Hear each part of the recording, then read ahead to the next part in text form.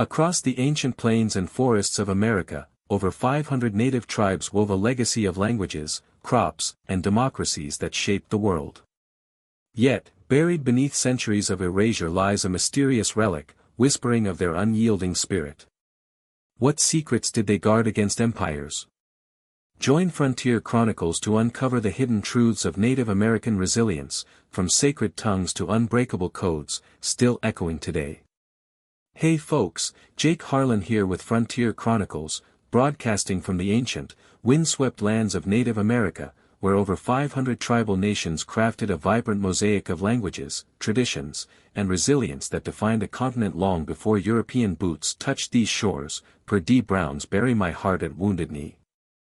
From the icy cliffs of Alaska to the sun-drenched coasts of Florida, Native American cultures thrived with a diversity that rivaled any civilization, weaving stories of creation, survival, and defiance into the very fabric of this land, per S.C. Gwynn's Empire of the Summer Moon. But history's cruel hand sought to silence them, targeting their greatest treasure, their languages. Over 300 tongues once echoed across these plains and forests, only to face near extinction through brutal policies of assimilation, per ethnographic records. A hidden relic, buried in the ashes of a forgotten school, will spark questions. Let's embark on this journey to uncover the voices that refuse to die. Before Columbus stumbled upon these shores in 1492, mistakenly calling the people he met Indians, North America was a symphony of over 300 distinct languages, per linguistic studies. From the melodic cadences of Navajo in the southwest to the rhythmic chants of Lakota on the Great Plains, each tongue carried sacred stories, laws, and wisdom passed down through generations, per Brown. The Cherokee spoke of the Great Spirit in their rolling syllables, while the Iroquois wove governance into their orations, per Dean Snow's The Iroquois. These languages weren't just words, they were the heartbeat of identity, binding communities to their ancestors and the land. In the 1600s, tribes like the Lenape traded tales under starlit skies, their voices mingling with the rustle of leaves, per ethnographic accounts. But the arrival of European settlers, Spanish, French, and English, brought a shadow that threatened to mute these voices forever. By the 19th century, the U.S. government unleashed policies designed to erase Native identity. In 1830, President Andrew Jackson signed the Indian Removal Act, forcing tribes like the Cherokee, Choctaw, and Creek from their ancestral homelands in Georgia, Alabama, and Tennessee, per historical records. The Trail of Tears saw thousands perish. Cherokee families lost over 4,000 souls to disease, starvation, and exposure during forced marches to Oklahoma, per Brown. But the assault on their culture didn't stop there. In 1868, President Ulysses S. Grant declared native languages, barbarous dialects, that must be blotted out, for English, per archival documents. This led to the creation of Indian boarding schools, like the Carlisle Indian Industrial School in Pennsylvania, where native children were torn from their families, forbidden to speak their languages, and punished for clinging to their heritage, per Brown. At Carlisle, founded in 1879, Lakota and Cheyenne children had their hair cut, their traditional clothes burned, and their names replaced with English ones, per historical accounts. The motto, "Kill the Indian, save the man," became a chilling mantra, per Gwynn. In 1887, near Carlisle, a Lakota boy named Swift Hawk, barely 12, hid a small beaded pouch under a dormitory floorboard, etched with the cryptic phrase, "Voices Keeper." Discovered in 1900 during renovations and dismissed as a child's trinket, Lakota elders later claimed it held prayers to protect their language from erasure, per oral histories. A Lakota elder, Whispering Wind, whispered to a missionary, "Our words carry our souls, they cannot be silenced." This relic, now lost in a museum storage, symbolized defiance against a system that sought to crush Native identity, per ethnographic records. By 2013, only 169 native languages remained in the U.S., many with just a handful of speakers, per linguistic data. The Navajo, with over 170,000 speakers, and the Cherokee, with revitalization efforts, fought to keep their tongues alive, per Brown. In 1990, the Native American Languages Act offered federal support for preservation, but the clock was ticking. Experts warn that by 2050, nearly all but 2 languages may vanish without urgent action, per linguistic studies. The loss of these languages wasn't just linguistic, it was a cultural genocide, stripping tribes of their stories, songs, and sacred rites, per Gwynn. Yet, native communities resisted. In the 1970s, Cherokee elders in Oklahoma began teaching their syllabary, created by Sequoyah in 1821, to children in community centers, per historical records. Lakota families on Pine Ridge Reservation held secret ceremonies, passing down words under the cover of night, per ethnographic accounts. These acts of defiance kept the spark of their languages alive, even as boarding schools and assimilation policies sought to snuff it out. The pouch of Swift Hawk, though lost, became a legend among the Lakota, a symbol that their voices could endure the darkest times, per oral histories. Why did empires fear these tongues? What secrets did Swift Hawk's pouch guard? Whose voices still echo in the wind? Drop your thoughts in the comments, hit that thumbs up, and subscribe to Frontier Chronicles for more untold stories. Hey folks, Jake Harlan back with Frontier Chronicles, broadcasting from the fertile valleys of Native America, where tribes like the Cherokee, Hopi, and Haudenosaunee didn't just survive, they reshaped the world's table with their agricultural genius, per D. Brown's Bury My Heart at Wounded Knee. Last time, we uncovered the vibrant tapestry of over 300 native languages, nearly silenced by brutal assimilation, per linguistic studies. Today, we dive into their revolutionary contributions to farming, crops like corn, beans, and squash that feed billions, and the Cherokee's ingenious syllabary, a beacon of cultural defiance, per S.C. Gwynn's Empire of the Summer Moon. A mysterious farm tool will spark questions, let's unearth their seeds of survival.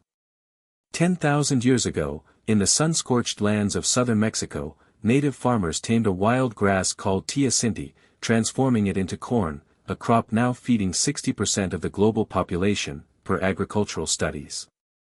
By 1492, when Columbus landed, tribes like the Hopi and Zuni had perfected corn, beans, and squash, known as the Three Sisters, per Brown. These crops, grown together, sustained entire nations. Corn provided structure, beans enriched the soil, and squash shaded the roots, per ethnographic accounts. In the Northeast, Haudenosaunee farmers cultivated these sisters, feeding villages through harsh winters, per Dean Snow's The Iroquois.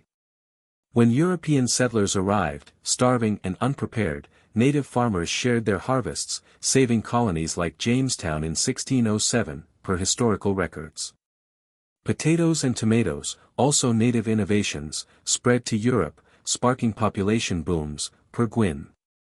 Yet, these gifts were repaid with betrayal, land theft and forced removals, per Brown. Amid this turmoil, the Cherokee forged a cultural masterpiece. In 1821, Sequoyah, a Cherokee silversmith, created an 86-character syllabary, enabling his people to read and write their language, per historical records. Unlike any script worldwide, it was crafted solely for the Cherokee, aligning perfectly with their phonetics, per Dr. Ellen Cushman's research.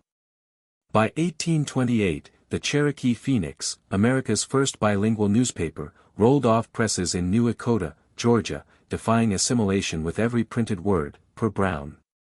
In 1835, during the Trail of Tears prelude, a Cherokee farmer hit a worn planting stick, etched with Birth's Promise. Found in 1900 and dismissed as a relic, elders claimed it marked a vow to protect their crops and culture, per oral histories. A Cherokee elder, Star Blossom, whispered, "The earth keeps our roots alive." Despite forced removals, the Cherokee's innovations endured, shaping global agriculture and literacy. How did their crops feed the world? What did that stick vow? Whose promise grows still? Share your thoughts below, hit that thumbs up, and subscribe to Frontier Chronicles.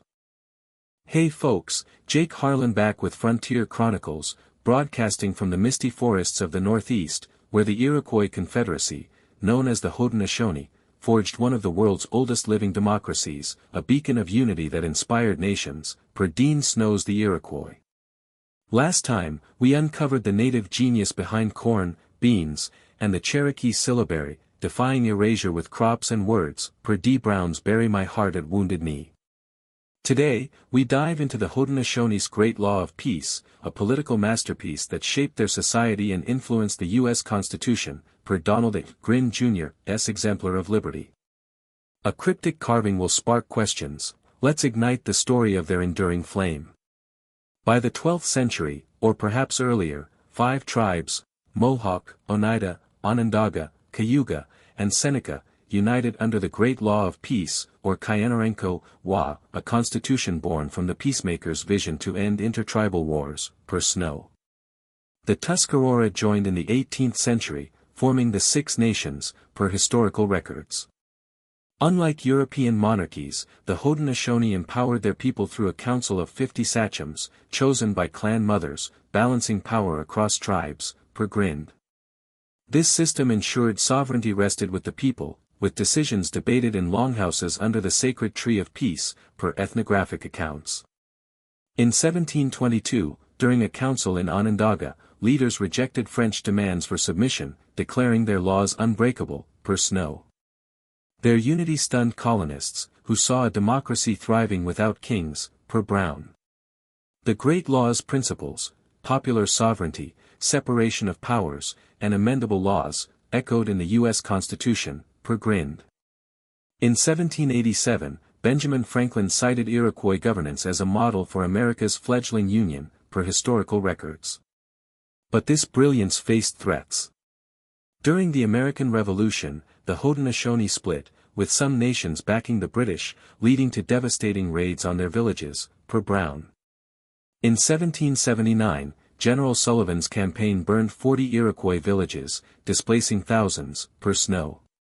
Amid the ashes of an Onondaga longhouse, a warrior hit a turtle shell rattle, etched with "Peace's Flame." Found in 1850 and dismissed as a trinket, elders claimed it sealed a vow to preserve their laws, per oral histories. An Onondaga elder, Star Keeper, whispered, "The flame of our law never fades." Today, the Haudenosaunee still recite their great law, a testament to their resilience. How did their democracy endure? What did that rattle guard? Whose flame still burns?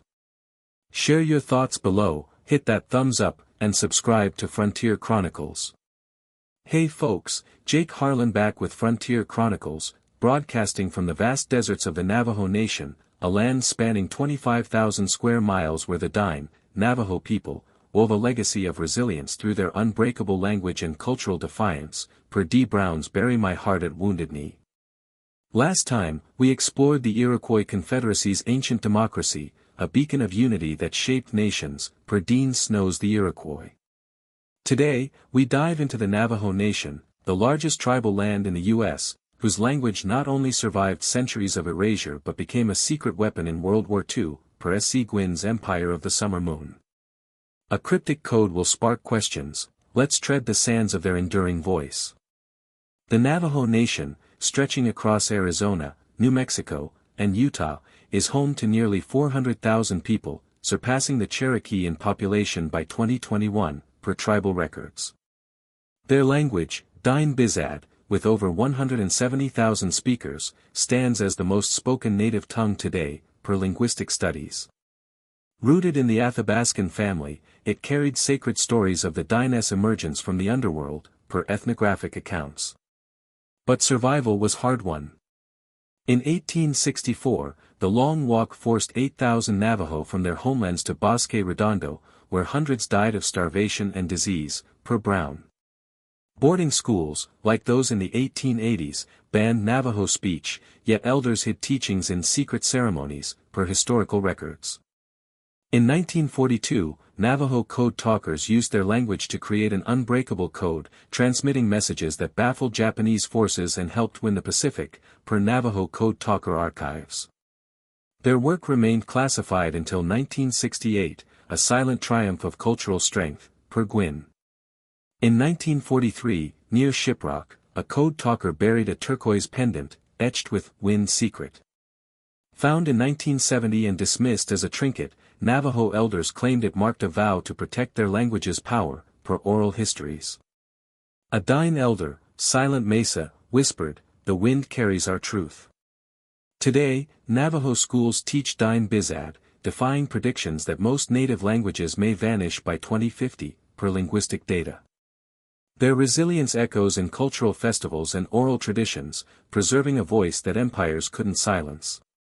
How did their language outwit enemies? What did that pendant hide? Whose truth still rides the wind? Drop your thoughts below, hit that thumbs up, and subscribe to Frontier Chronicles. Hey folks, Jake Harlan back with Frontier Chronicles, broadcasting from the resilient heart of Native America, where over 500 tribal nations continue to fight for their cultural survival against centuries of scars, per D. Brown's Bury My Heart at Wounded Knee. Last time, we explored the Navajo Nation's vast lands and unbreakable language, a secret weapon in World War II, per S.C. Gwynn's Empire of the Summer Moon. Today, we confront the modern struggles of Native American communities, sky-high suicide rates, fading languages, and systemic inequities, while celebrating their unyielding efforts to preserve their heritage, per CDC and IHS data. A rediscovered relic will spark questions. Let's face the storm of their enduring spirit. Native American communities today grapple with profound challenges rooted in historical trauma. Data from the CDC and IHS shows suicide rates among Native youth are 2.5 times the national average, with some reservations like Pine Ridge reporting rates as high as 70 per 100,000, per 2020 statistics. Forced displacements, like the 1830 Trail of Tears and 1864 Long Walk, left deep wounds, compounded by boarding schools that stripped children of their languages and identities, per Brown. By 2025, only 169 of over 300 native languages remain, with many on the brink of extinction, per linguistic studies. Economic hardship, unemployment on reservations often exceeds 40%, and limited mental health services deepen the crisis, per IHS reports. Yet, tribes fight back. The Lakota on Pine Ridge run cultural camps teaching language and traditions, while the Cherokee in Oklahoma fund language immersion schools, per ethnographic accounts. In 2023, near Pine Ridge, a community dig unearthed a beaded belt, etched with "Spirits Return," buried during a 1900 ceremony. Dismissed as a craft until elders identified it as a vow to heal their people's spirit, per oral histories, it was linked to the pouches, sticks, and pendants of past generations. A Lakota elder, Dawn Singer, whispered, "Our spirits rise from the ashes." Across 574 federally recognized tribes, from Alaska's 229 nations to California's 109, communities host powwows, art festivals, and language classes, per tribal records. Athletes like Jim Thorpe and Billy Mills, and artists like Fritz Scholder, carry Native excellence forward, per Gwynn. This belt, displayed in a 2025 tribal museum, hints at a vow unbroken. Can their culture prevail? What does that belt herald? Whose spirit rises still? Share your thoughts below, hit that thumbs up, subscribe, and ring the bell for more Frontier Chronicles.